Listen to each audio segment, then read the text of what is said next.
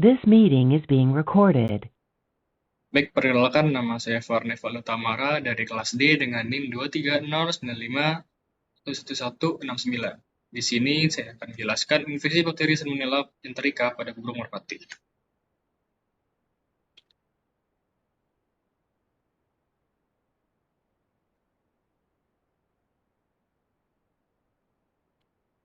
Baik, infeksi merpati atau Pulmonologia dalam nama latinnya dengan Salmonella enterica bisa disebabkan oleh Stranosaphar stephenopmorium yang beradaptasi dengan merpati yang tidak menimbulkan bahaya kesehatan serius bagi manusia.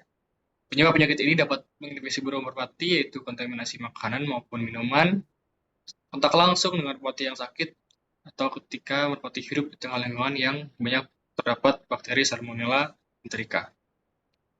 Serta hal ini ditentukan oleh beberapa faktor seperti kondisi imunitas burung yang rendah, serta kondisi stres pada hewan yang menyebabkan mudahnya burung terjangkit bakteri Salmonella ini. Kemudian, merpati adalah burung yang telah lama hidup berdampingan dengan manusia dengan bentuk tubuhnya yang khas dan kemampuan terbang yang baik. Merpati juga memiliki peran penting dalam sejarah manusia itu sebagai pembawa pesan, di mana pada zaman sekarang merpati banyak dipelihara karena keindahan warna bulunya, serta digunakan sebagai burung hias, digunakan dalam perlombaan, serta menjadi objek penelitian ilmiah. Penyakit zoonosis yang bisa disebarkan oleh merpati salah satunya adalah salmonellosis atau infeksi salmonella, di mana penyakit ini disebabkan oleh bakteri Salmonella enterica. Meskipun demikian, beberapa orang yang terinfeksi bakteri Salmonella ini tidak memiliki gejala. Namun, sebagian lainnya mengalami diare, demam, dan kram perut dalam waktu 8 hingga 72 jam setelah terinfeksi. Banyak orang dapat sembuh tanpa memerlukan pengobatan yang khusus. Namun, penyakit ini dapat menyebabkan gejala diare, sehingga menyebabkan dehidrasi dan memerlukan perhatian medis yang segera ditangani agar tidak mengancam keselamatan jiwa.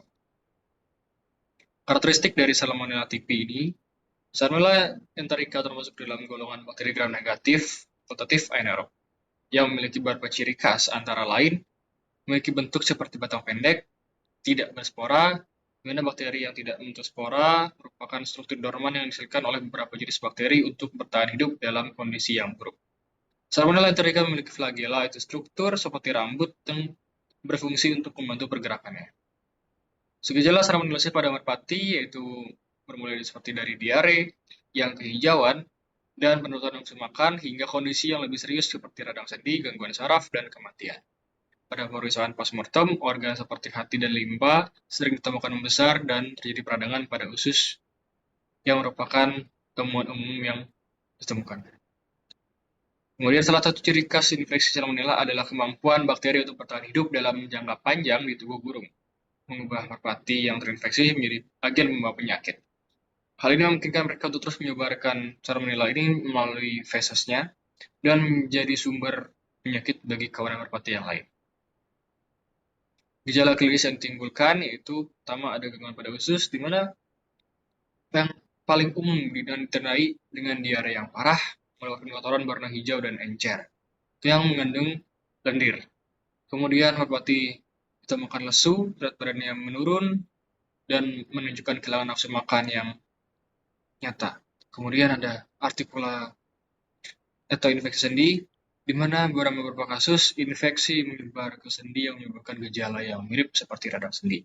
Merpati yang terkena dapat mengalami pembengkakan sendi, terutama pada bagian kaki maupun sayapnya. Kemudian pada bentuk organ, ketika bakteri ini menyerang organ dalam seperti hati, limpa, dan ginjal, merpati sering mengalami penyakit sistemik umum. Burung yang terkena salmonellosis ini jika menunjukkan kelesuan yang ekstrim, kondisinya tampak pucat pada bagian bulunya dan tampak kusut, serta pertumbuhan yang terhambat, terutama pada merpati yang masih muda. Dalam kasus yang parah, kegagalan organ dapat terjadi dan dapat berujung pada kematian. Pada sistem saraf, meskipun pada sistem saraf kasusnya jarang terjadi, namun merpati yang terkena dapat memperlihatkan gejala yang muncul seperti kepala yang miring, tremor, kurangnya koordinasi, dan dalam kasus yang berkelanjutan dapat menyebabkan kelumpuhan.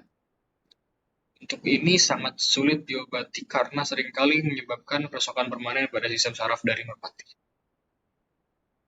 Untuk diagnosis salmonellosis pada merpati memerlukan uji laboratorium yang meliputi kultur tinja, di mana kultur tinja ini dapat digunakan sebagai acuan dalam memberikan diagnosis yang pasti.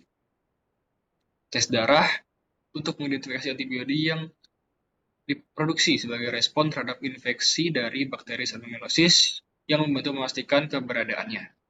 Kemudian dapat dilakukan dengan PCR, di mana tes reaksi berantai polimerase atau PCR ini dapat mendeteksi DNA salmonella yang dalam jaringan ataupun kotoran merpati, sehingga memberikan diagnosis yang sangat akurat. Kemudian dapat dilakukan dengan pemeriksaan pasca mortem, di mana dalam kasus kematian mendadak, pemeriksaan pasca mortem dapat membuka lesi khas pada organ dalam, sehingga dapat memberikan diagnosis salmonellosis yang lebih meyakinkan. Kemudian tindakan preventif, di mana tindakan preventif ini dapat dilakukan dengan cara menjaga kebersihan kandang, seperti melakukan disinfeksi dan pembersihan feses secara rutin, serta menjaga kebersihan lingkungan dari burung merpati. Kemudian dapat dilakukan dengan mengkarantina burung baru yang masuk sehingga tidak mengurangi ataupun tidak menyebabkan infeksi apabila burung tersebut terjangkit oleh salmonellosis. Hal ini dilakukan kurang lama 30 hari. Kemudian melakukan stres, di mana stres dapat melemahkan sistem kekebalan tubuh dari burung merpati tersebut, sehingga mereka lebih rentan terkena infeksi. Caranya adalah dengan menempatkan burung di lingkungan yang sesuai dan nyaman bagi hewan tersebut.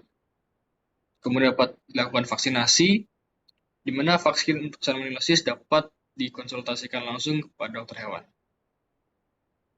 Untuk pengobatannya dapat dilakukan dengan pemberian antibiotik spektrum luas seperti enrofloxacin maupun amoxicillin. Umumnya, kedua antibiotik ini digunakan untuk mengobati salmonellosis pada merpati. Perawatan dapat dilakukan itu dengan perawatan pendukung yang sangat penting untuk dilakukan untuk pemulihan merpati yang terinfeksi, seperti dengan menyediakan lingkungan yang bersih dan bebas stres, memastikan hidrasi dari merpati terjaga, serta pemberian pakan yang mudah dicerna. Isolasi. Merpati yang terinfeksi harus diisolasi dari kawanan lainnya untuk mencegah terjadinya penularan penyakit, serta pembersihan dan disinfeksi kandang secara menyeluruh juga diperlukan untuk mengurangi kontaminasi terhadap lingkungan. Kesimpulan yang dapat diambil yaitu salmonellosis parvotyphoid adalah infeksi bakteri serius yang dapat berdampak buruk pada populasi merpati. Penyakit ini muncul dalam berbagai bentuk, menyerang usus, sendi, organ, dalam keadaan yang tadi yaitu sistem saraf. Penyakit ini dapat menyebar dengan cepat melalui makanan dan air yang terkontaminasi, sehingga diagnosis dan pengobatannya yang sangat cepat penting dilakukan untuk mencegah terjadinya wabah. Cara paling efektif untuk mengatasinya adalah melalui tindak pencegahan, seperti menjaga kebersihan kandang, menerapkan pengendalian hama, mengkarantina burung yang baru masuk, dan semua hal ini berguna untuk mencegah terjadinya infeksi salmonellosis pada burung. Selain itu, vaksinasi juga dapat dilakukan untuk memberikan tingkat kekebalan yang baik pada burung, serta menjaga kesejahteraan hewan, serta meminimalkan stres, dapat memperkuat sistem alami dari antibiotik hewan. Dengan memprioritaskan segala aspek ini dan disertai dengan protokol manajemen yang baik, serta tetap waspada, para peternak dan para penghobi burung merpati dapat melindungi hewan peliharaan mereka dari salmonellosis, sehingga tercipta lingkungan yang sehat dan burung dapat berkembang biak dengan baik.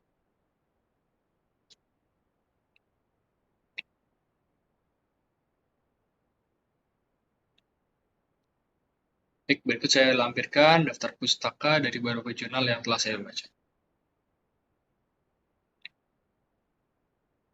Baik, sekian yang dapat saya sampaikan. Mohon maaf apabila ada terdapat kesalahan kata maupun kata yang kurang berkenan. Saya sampaikan terima kasih.